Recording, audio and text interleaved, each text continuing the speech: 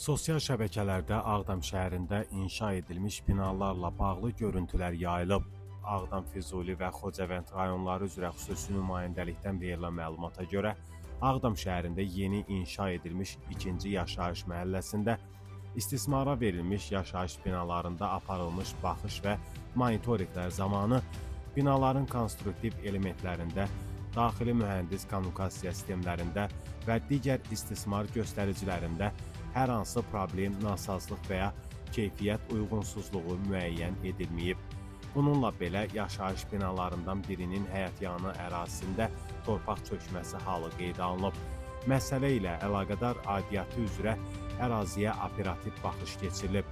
Aparılmış araşdırmalar nəticəsində hadisənin bina konstruksiyası və ya tikinti işlərinin keyfiyyəti ilə deyil, torpaq çökməsi ilə əlaqədar baş verdiyi müəyyən edilib.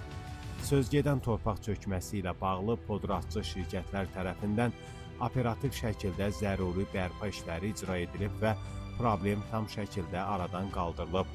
Hazırda qeyd olunan ərazidə hər hansı təhlükə və ya istismara maneə yaradan vəziyyət mövcud deyil deyə məlumatda qeyd edilib.